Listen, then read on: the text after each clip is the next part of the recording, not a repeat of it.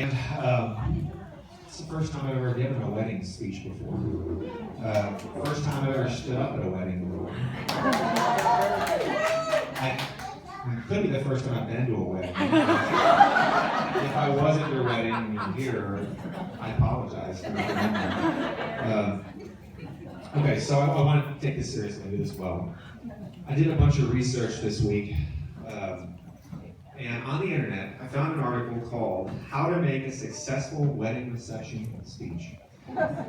It's 10 pieces of advice. I thought, so we can say that we're covering all our bases, we tick through these things one by one really quickly. We're going to do this well. So, number one says start with a joke. I don't know many jokes. I know one joke. It's not funny. You're not going to laugh at it. But to help me tell it, my niece, Emma's going to play the role of the straight man here. Here's a joke.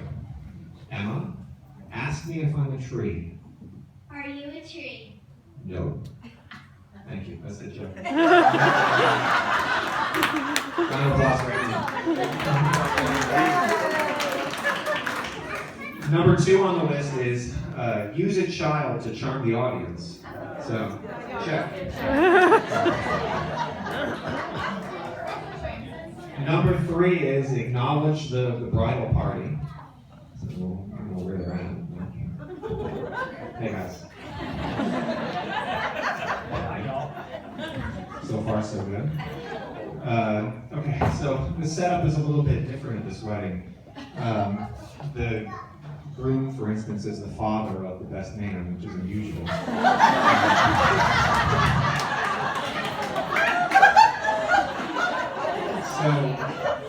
I had to fudge a few things in order to make this work.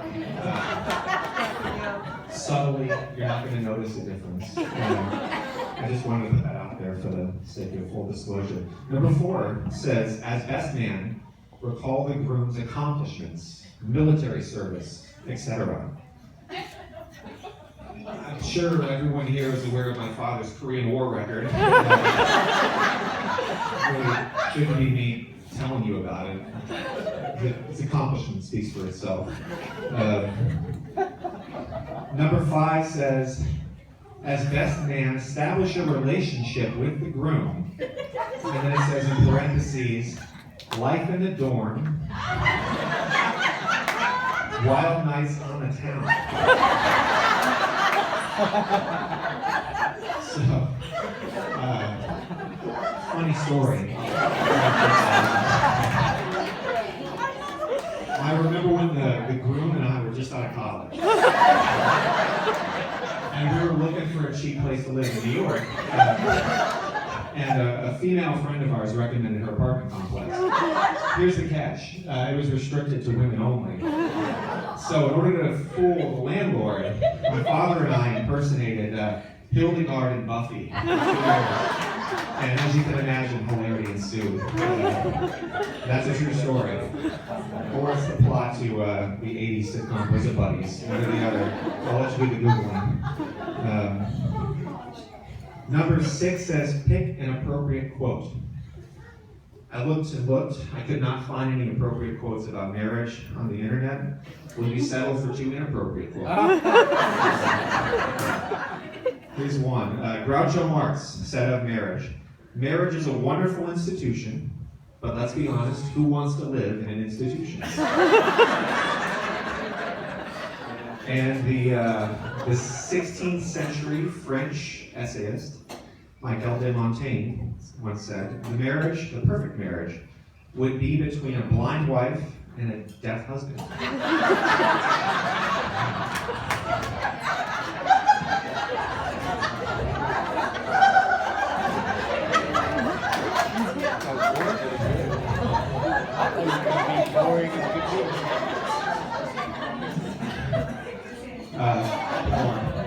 Number 7 says, make humorous comments about differences between the bride and groom's families.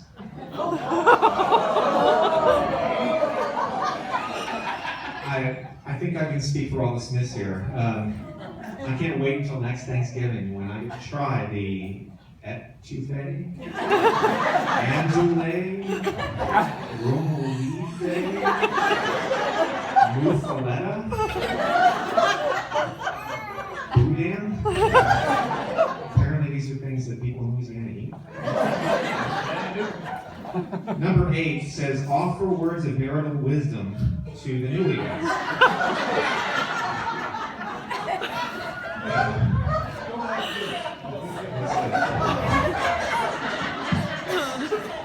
I guess at this point it's appropriate that I introduce my lovely wife, Janet, who unfortunately could not be here tonight. Janet, as you know, is serving on the International Space Station. The first Victoria's Secret model turned congresswoman to be launched into outer space. The one thing that Janet and I have learned over the years, 7 years together, let's go with that, is this. The happiness you feel is in direct proportion to the love you give, girl.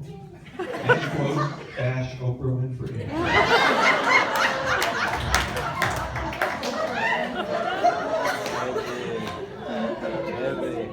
Number 9 says, offer a toast. So if you would, extend your glasses for me. I did some research again because I want to do this well on the internet. I found a good example of a toast. And I think with some minor tweaking, we can make this work on the fly. So here we go. Let me get the text in front of me here. Okay, here's the toast. To Frank Martin. Excuse me, let's change that to Kevin and Marilyn. Congratulations on the highest quarterly gross in the history of Greater Portland, Louisiana.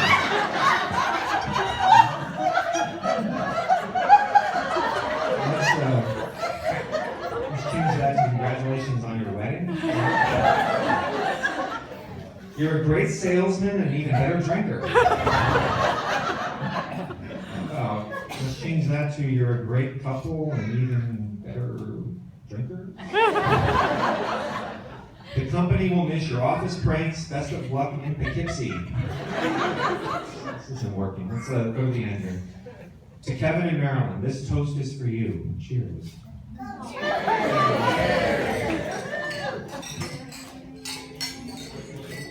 Bottom up. Number 10, finally. It says, don't read from notes. Speak from the heart. So let's do that, because I surely haven't done that up to this point. So, speaking from the heart, it must be amazing to have somebody walk into your life and completely change it and enrich it. I think part of what makes this ceremony so special is that it's between two people who've already done that, and now they're doing it again.